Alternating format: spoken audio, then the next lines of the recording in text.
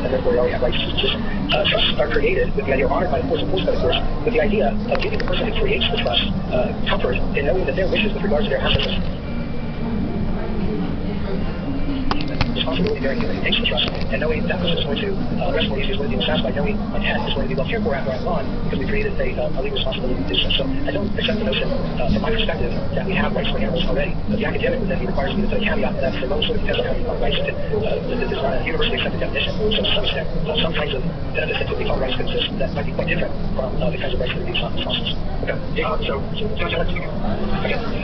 I agree with Rick that anti-movie statutes do not give any non-human rights. The illustrator studies sometimes they'll say, if I take a baseball bat and smash the window of your car, I think it's a crime, but your windshield does not have any rights. And however, I think we don't agree with the issue of that we are presently at law this week before the courts of New York. We are arguing that chimpanzees are common law legal persons and have a common law right to bodily liberty, but we also argue that the New York legislature is enacting a very unique pet trust statute, which has made non-human animals who are subject to it, including chimpanzees, that are their trust. These chimpanzees now own the books of trust. In fact, the non-human rights party has set up a trust in which all 4 chimpanzees are beneficiaries, and I think it's clear under the New York pet trust law that these 4 beneficiaries own this trust, own the trust corpus, and they also are able to enforce the trust. And that means implicitly they have the right to enforce the trust, and they have the right to own the trust corpus, and they are indeed already legal persons. But they have to add a third right, which is the right to bodily liberty that is protected by a common law for habeas corpus to that list. Okay. So, Steve, a question for you. This is a comment, sort of question. It's sort of long, so I'll steal it from Dario Rigas. He's sort of wondering where you're drawing the line, sort of paraphrasing the title of one of your other books. Just turns, he says, why draw the line in cognitively complex creatures? Why not, where's the line in chimpanzees and dogs? He asked, why is it kind of done for you? The political reason again is easiest. You just sort of focus on whales and dolphins and chimpanzees and ignore all the other animals in the animal kingdom.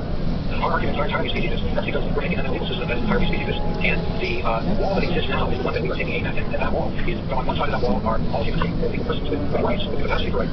On the other side of the wall are all non-human animals who are legal things who don't have any rights at all. And so what we're trying to accomplish with these and other steps is to begin to touch a hole through that wall and have courts recognize that in law it indeed is possible and indeed just that at least some non-human animals have the legal persons with the capacity for certain kinds of rights. And what that does is it changes the legal and the societal conversation. It changes that from are these human beings, so they have rights, and they're not, they don't. So what kind of being are they? Are they the kind of beings? Are they legal persons? What kind of cognitive abilities do they have? We're beginning by making the argument that under present law, autonomy is a sufficient condition for legal persons to attempt for the fundamental rights to bodily liberty. And so we are alleging that these 4 chimpanzees are autonomous beings, that they can self-determine, that they choose to live their lives, that they're self-aware, that they know the past, they can anticipate the future, and that these kinds of attributes are a sufficient condition both for legal person and for the fundamental right to bodily liberty that's protected by the habeas corpus. So can you just talk very briefly about why we're sort of focusing on chimpanzees? I know we're focused all on higher cognitive complex creatures, chimpanzees, whales, dolphins. What sort of science are you drawing on sort of where you animals out in separate categories? How do we want to work with these animals have sort of a sense of autonomy that they are? That is a great question. We have attached 150 pages of affidavits to our habeas corpus records given by 9 prominent primatologists in Germany, Sweden, England, Scotland, the United States, and these 9 primatologists, Soslish, Pixora, Matsuzawa, Gilbert, and other prominent primatologists, filed affidavits in which we make it crystal clear that we have proven that chimpanzees have the kind of cognitive abilities that autonomy, self-determination, the ability to self-awareness, mental time travel, they have the ability to have culture, all these kinds of cognitive abilities. We probably take 40 of them specifically, and together we argue that they show that chimpanzees are autonomous beings, and that autonomy is a sufficient condition both for legal personhood and for the sort of fundamental right. I was wondering if you could address Rita's question, a few questions sort of coming like this, also Daniel Marquez, if I'm pronouncing that correctly. Just talking about what impact we have on humans to give animals these sorts of rights, whether it's personhood or other rights. He says, that has huge implications. Will poachers be treated as murderers? Will a roadkill be treated as dance water? And maybe you can talk about that and just sort of broader idea of what does this do to human rights to give animals rights? Sure. There are different levels of answering that question. There's a short term and a long term. In the short term, with this specific case, I think Steve put it well when he said he's trying to smash a hole in the wall, something to that effect. The wall is not important. I don't think if rights were found, persons that were found in a limited capacity, as Steve sought in this lawsuit with chimpanzees, there would be some consequences directly with research, because there is some research, the scientific research taking place in chimpanzees, but there's not a lot. And the scientific community on its own, without needing a rights paradigm, has taken pretty dramatic steps just within the past year to limit chimpanzee research significantly. So when my question, what's the big deal with regard to research that's already being drastically cut back? Do we need a rights paradigm to change something that's already changing? I think the bigger issue would be the precedent that this would set. And I'm guessing Steve would agree with me on this, that if we can open the door, or the door is open, I don't think it should be to calling animals legal persons in some sense, that can then extend farther out to other animals. He's written a book in which he talks about several different kinds of animals, and writes about what level of practical autonomy that they might have. Some that I'm remembering from the books he tells what they all are bees, dogs, and gray parrots, and all kinds of animals that he specifically focuses on is maybe particularly intelligence. And the question that we should all be thinking about is after chimpanzees, what next? When we have this perfectly concept accepted for animals, and to the degree that animals fly, a broader range of animals that are brought into the tent. Obviously, more implications that this is going to have for scientific research, for medical advances, and for other economic interests. Yes, you mentioned you could address that a couple of times with this slippery slope concern we have for focus on chimpanzees and dolphins today, but why not? Lab rats provide cows and pigs tomorrow. Is this, I guess the first question is, are those animals sort of in your sights for the future in terms of rights? And if not, how do you sort of assuage people who are concerned that, this is sort of the first step in they can't take away all animals' rights to shut down meat production and all scientific research? Rick is right. In drawing the line, I did talk about honeybees and dogs, but I specifically noted that they did not have honey, at least as of time I wrote that book in 2003, that would entitle them to the works. So I've got a nice little chart there that talks about what I call practical autonomy, that shows the levels of autonomy, and at that time it was cetaceans and the four species of the great apes that appeared. Scientific agreed that there was sufficient scientific research to argue that they indeed were autonomous beings, and if the other animals are seen as having autonomy, then they should indeed be persons with the right to take a furthest or liberty that would protect their autonomy. And I would like to also agree with the alleged impact of giving non-human animals such as chimpanzees that we're seeking and giving focus on human rights. And I thought Abraham Lincoln put it really well in his first inaugural address, where he said that giving freedom to the slave assures freedom to the free. And so when we do not arbitrarily withhold legal personhood from beings because they're not the kind of beings that we like, we're not looking at them to see who they are, and we are arbitrary, because we all know that indeed the chimpanzees that we are seeking habeas corpus for were human beings, they would be out in a second. Yet their autonomy is so extraordinarily close to the autonomy of any of us human beings. So if we arbitrarily deny them rights, then we're saying that our most fundamental right, our legal personhood itself, can be arbitrarily given and arbitrarily taken away. And rights and personhood are too important to be arbitrarily granted and arbitrarily taken away. They have to be given according to some kind of a rational system, and we are proposing that kind of a rational system. And we say that chimpanzees easily fall within it and should indeed be legal persons with these kinds of fundamental rights. Rick, I've got a question for you or reader before the answer. This is the idea of not being able to have rights without responsibility. You had such an earlier comment for Diana Gaynor says, if an animal system chimpanzee were granted legal status as a person, it seems to me you would have both rights and responsibilities. You would have rights that could not be used in experiments, but if it had responsibility, could it become liable for criminal acts? This seems an awkward probability. So I wanted to talk a little bit about this sort of use that coin of rights and responsibilities. Sure. I think that's a good question, and it's done pretty well. I was interested in reading the brief that together in terms of eloquence, and was interested in how strongly he focused on autonomy with the chimpanzees. If I understood correctly, making an argument that chimpanzees are some extent moral agents. And I perked up a little bit when I read that in the brief, because I think if we're saying someone's a moral agent, to say that they've got moral responsibility as well as access to whatever rights that moral agency would give, which seems to raise the big can of worms that the reader noted in the question. Are we going to see what we've had famous chimpanzee attacks in recent years in the United States? Are we going to see criminal prosecutions? We're going to have to see counter arguments that the chimpanzees were provoked or that they're kept in bad conditions. I don't think that we want to start having criminal trials with chimpanzees. I used to joke a little bit about this with dogs. I wondered if my dog should be arrested if he does his business on my neighbor's yard. At least as a way to illustrate, that's my responsibility to make sure that I clean up after my dog. He's not a responsible agent. But if we're going to the extent of saying that chimpanzees have moral agency, it's a reasonable question to ask. Should we be worried that we're going to have our criminal system flooded with animal criminal suits? Well, you can respond to that a bit. We're talking about, I want you to respond. Well, I'm not worried at all. It's not going to happen.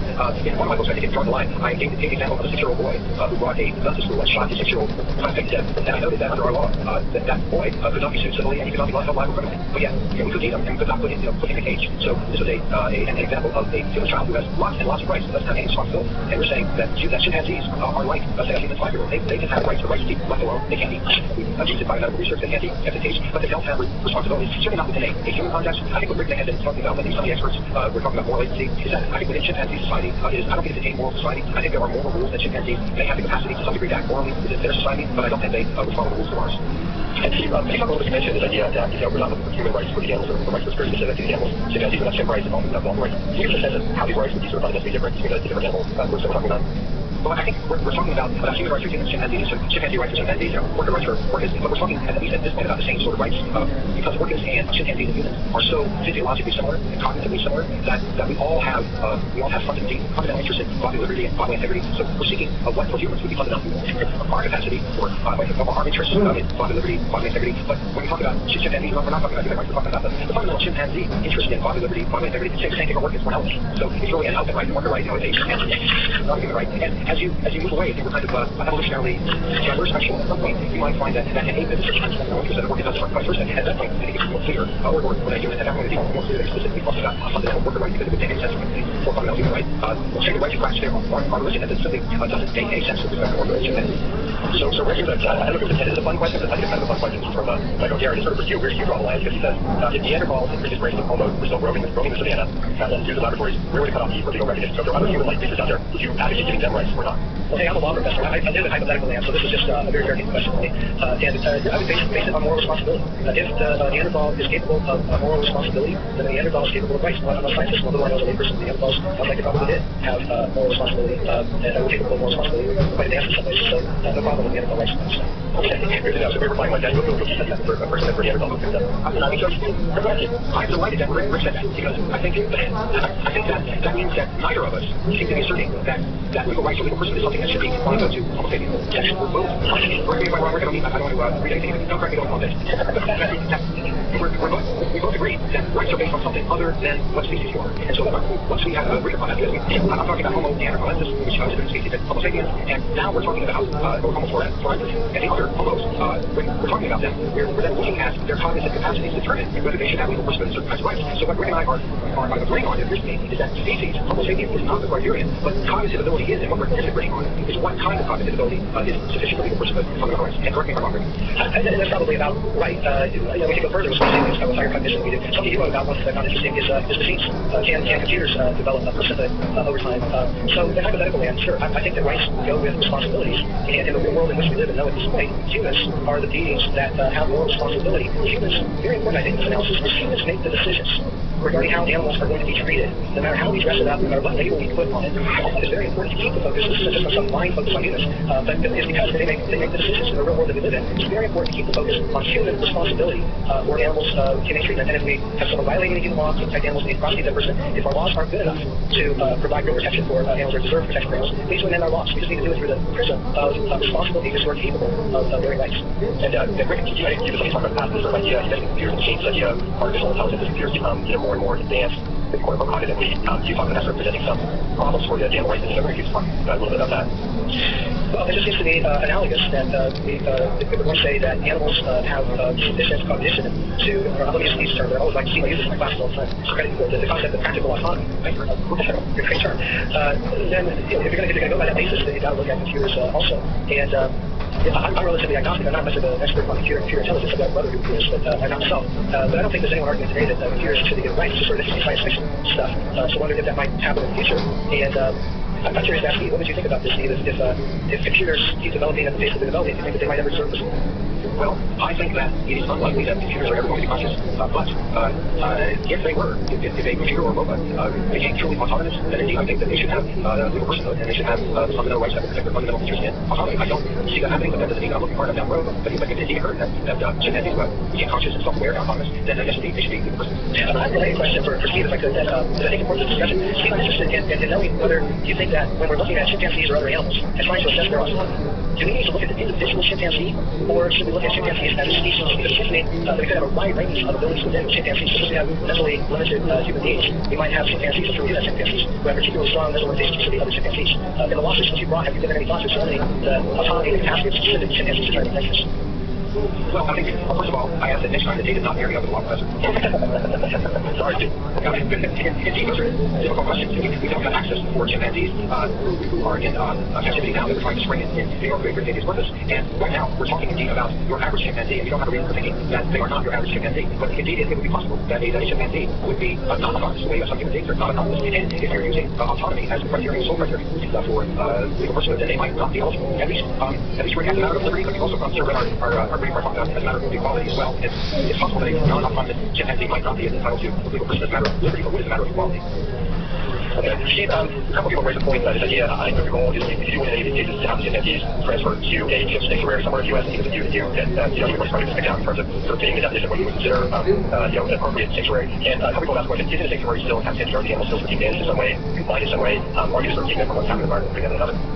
Well, we would like to release them into Africa, into where their natural habitat would be, and then leave them alone for the rest of their lives. But so far, it doesn't appear that doing that will allow them to survive. So we have made arrangements with folks at the North American Primate Sanctuary Alliance, which is an alliance of 7 sanctuaries that are very fine places. And some of these sanctuaries where we hope these chimpanzees would go might be even a artificial island in rivers where there are 3 acres where we might have a dozen or more chimpanzees, and they would be in a place like that. I think that sanctuary would be similar to it, where they would be allowed to express their autonomy and live as autonomously and as close to the natural way in which they lived if you could bring them to happen. Okay. And Rick, question for you. This has been raised also by a couple of commenters. This idea that we already do grant personhood to things that are not people, for example, corporations and ships in terms of people in certain aspects of the law. And if we're able to make something between people, a ship being a person, why not chimpanzee?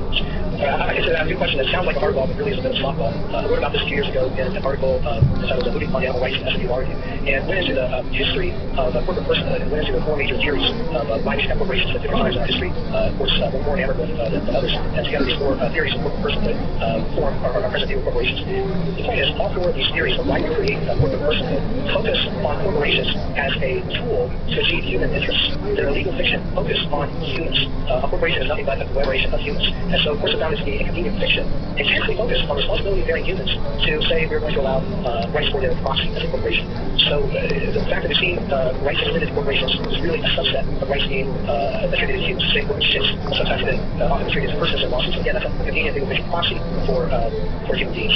There's a huge jump between saying we'll extend rights to something that is a substitute or a proxy for humans and something that's completely unrelated to humans, such as animals. I'll hear the argument they wow, if we're going to allow rights even for corporations which are not even sentient, well, of course we should allow rights for animals which are sentient. I think that completely misses the point. The rights are being assigned to corporations because they are connected, they are symbolic, and serve the interest of rights and responsibilities bearing humans, and that is connected inextricably to humans and animals. So, indeed, I think we're really on to something there, and we acknowledge and state in our briefs of court reports this week that indeed such non-union and corporations, states, or counties, or ships, or corporations, but I'm sorry, legal persons, we make the argument that legal person is not synonymous with human being or with human interests. For example, there were, up until the 13th Amendment, there were numerous humans in the United States who were human, but not legal persons. After the 13th Amendment, all human beings in the United States have been legal persons. And I also point to, on the other side, I look at some of our brothers and sisters coming on countries that we might be speaking country, and I point to a decision from the Indian Supreme Court a few years ago, where they said that the holy books of the Sikh religion were legal persons who could possess and transfer property. There was an earlier decision before the statement of a British court sitting in India that held that a Hindu idol was a legal person. There was a treaty that was signed just last year between the Crown and the indigenous peoples of New Zealand, in which we agreed that a river was a person. And these sorts of things reinforce our argument that legal person does not mean human being. And indeed, I think Rick would agree if a Neanderthal or even a chimpanzee could demonstrate more moral agency than he or she would also be legal person. What we're saying is that legal personhood is a designation by the legal system that the interests of the legal person are important enough for the courts to directly recognize it. Steve, what about this idea of balancing animal rights and animals do have rights, something like personhood, and we're talking about dolphins and orcas, and the orcas killed the dolphin. How do you balance that? Right? Who has the right to kill who, and what are the repercussions if an animal rights from other animal rights? Somebody's succeeding question. Are my law students out there? Sometimes I bring up these issues and I say, these are very difficult problems, but I don't intend to have them raised in a public forum like this. But they're very difficult problems. I know when I was in Africa and I was watching, say, male chimpanzees, female chimpanzees, I found it very distressing. And on one hand, I think, I'm sitting there thinking, they're like this kind of other sort of culture. Our job is to simply not interfere with whatever world they have constructed themselves. And on the other hand, I think, well, female chimpanzee, it doesn't matter who the chimpanzee, not by a human being or by a male chimpanzee. And so the answer is, it's a really tough question, and I don't know the answer. Okay, that's good enough. And to do this up for you today, we've got about 10 more minutes. And if anybody has any questions, please enter them in the comment box below. But we'll get Rick and Steve to answer a few more. Rick, something for you. You got to Steve's point earlier that welfare isn't enough, and that just sort of focusing on people instead of what is enough. I was wondering if you thought if there was sort of, do you have a response to that? I mean, do you think we're doing enough with what we've got right now, and if not, what more can be done? I think we're not doing enough, to be honest. I think we're not doing enough. I got a feeling that answer will be the same in 1,000 years.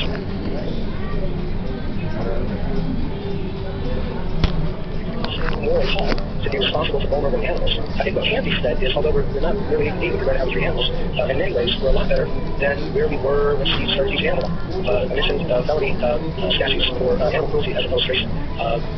Almost all jurisdictions now make animal cruelty a felony. If you went back to 50 years ago, then rare for it to be a felony. We got heightened awareness of evils and things like dogfighting, and we have lost public attention to that sort of problem.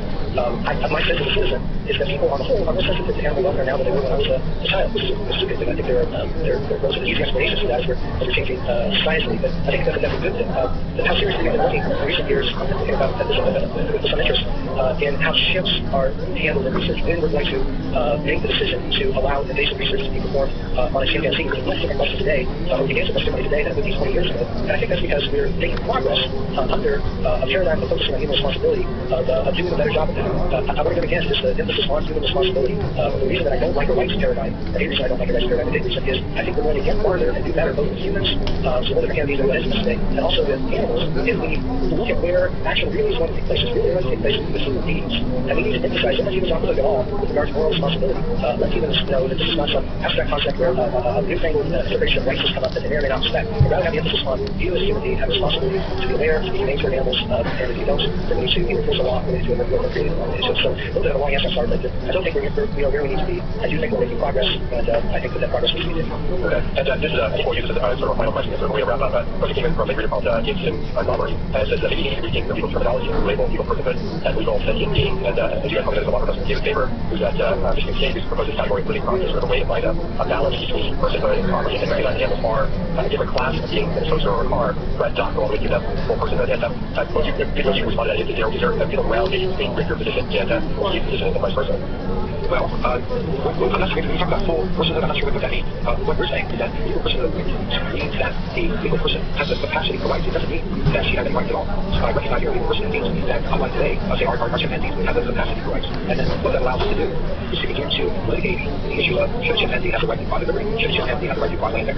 And at least it allows us to say that the chimpanzee is a rights holder, but that doesn't mean she has a right holder. She has one right or two rights before we have actually the first Congress says three rights. So I don't really see any meaning to the idea of saying full personhood. You're either a person or you're not. And if you are a person, you doesn't even have any rights. You just need to have the capacity to have them. And then we begin to litigate one by one. So as I told my friend David Faber, I don't think he has a separate category. I think his argument is the category is really a subset of what we're talking about. That you could easily, for example, be a legal person and even have the right to private liberty, but yet not have the right not to be owned. So you could be living property. We have the same thing. So there's an infinite number of rights. The question is, what rights should individuals have? And first we have to establish that they can be a legal person and have the capacity to have any of them all.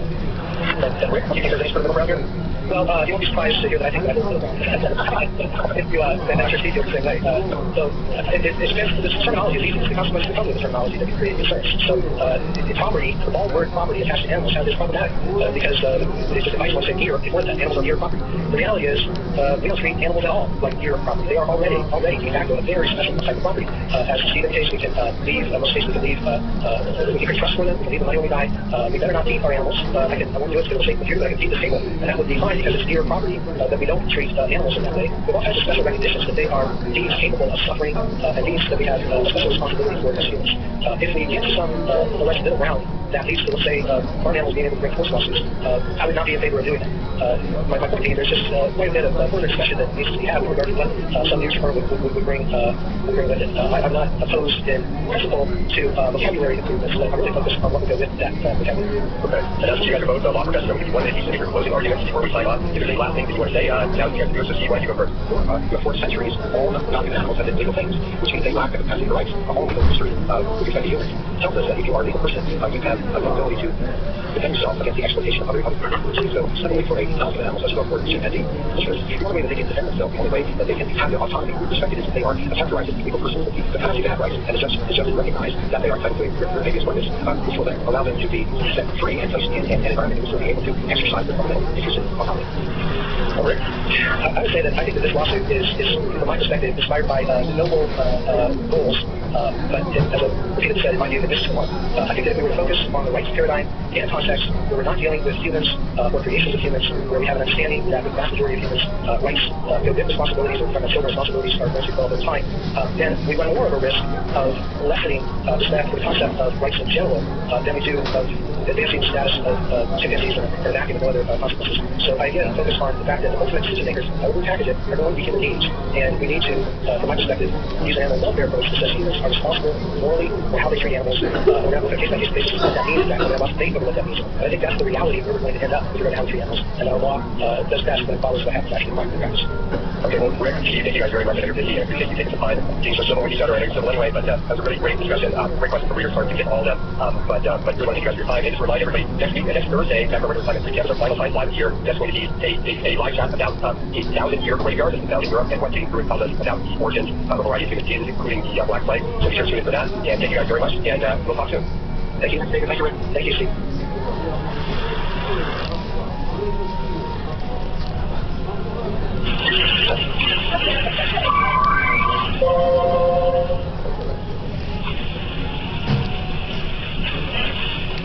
Hello, and welcome to today's live chat. solar water thing, but by science thing. My name is Ian Gessner, and I'm the editor here at Science, and I'm here 2 weeks ago, joined by 2 of the preeminent experts in this field, John Turner of the National Renewable Energy Laboratory in Colorado, and Richard Eisenberg of the University of Rochester in New York. We'll be discussing the use of sunlight to break up water and hydrogen monoxide, which is motivated by the prospects for using hydrogen as a fuel and as a supplement to solar power infrastructure. You can join the conversation by posting questions in the comments section at the bottom of the website. So, I thought that the way we would start today is we get a bit of a historical overview on this area of research, and obviously you're talking about water splitting, it's a component of photosynthesis, so you can go back billions of years to the first autotrophic organisms that did this in the colonial seas, but we've only got about 45 minutes, so we're going to start a little later than that. And so, if you look at the human efforts to do an artificial type of photosynthesis, I thought a good place to start might be the 1972 paper that was published in Nature, and this was by a Japanese team. The group was, Akira Fujishima and Kenji Honda, and what they did is they had a titanium dioxide electrode that was basically illuminated with light, and that was responsible for creating the oxygen part of the reaction. And then they wired that up with a platinum electrode that was basically responsible for making hydrogen. So this was H2O and H2O. And this was published in Nature back in 1972, and it had an efficiency of approximately, what they say, the quantum efficiency in the cell was about 0.1. And so John, I figured I'd start with you, and I know 1972 was around the time that you got into the scene, and so I thought maybe you might give us a brief overview of what happened in this field since then. Okay, so thank you. Well, I didn't quite get in the field that early. I'm not quite that old. I got into the field in 77, so a little bit later. Let me just make one comment about hydrogen. Half the hydrogen, we make about 50 million tons of hydrogen per year. Half of it goes into refining, petroleum refining, but the other half goes into ammonia production. So, that's 3 billion people on the planet depend on ammonia food. So the production of hydrogen is more than just transportation, fuel, energy storage. It's really, it really impacts our food supply. We have to live with our food supply. So I just want to make that point that, it's not just transportation, it's not just energy storage, it's food. So that's really important. Anyway, I'm just going to paper by Fukushima and Honda. A few things about that. TiO2 is a very white band gas. White band gas is essentially white paint. And so behind you there is probably a wall that's coated with TiO2. And so it doesn't absorb much of the sunlight, so the efficiency could be very high anyway. The other thing was that they fudged a little bit on that cell. One cell had one side of the cell had one lower base, that was the side the TiO2 was on. And the other side had one lower acid, that was the side the hydrogen, the platinum was on. And so there was about an 800 volt chemical bias on that. So in fact, TiO2 doesn't split water, except with the TiO2. But since then, we've developed systems that actually do split water. 40 years since then, there's been a lot of work on oxides. Iron oxide, tungsten trioxide, and then, of course, TiO2 are various forms. And I would say, in those 40 years, not a lot has been accomplished. The water splitting efficiencies are either zero or visibly low. Now, in 1998, I published a paper in Science, thank you for publishing it, where we showed that you can split water with high efficiency, but you have to use very high technology semiconductors, essentially 3-5 high efficiency semiconductors, and we got a 4% water splitting system. And some people said, well, look, this could work, but they continue to work on iron oxide. And for the last few years, there's been a bunch of us trying to say, look, we can't work on iron oxide anymore, it's never going to work.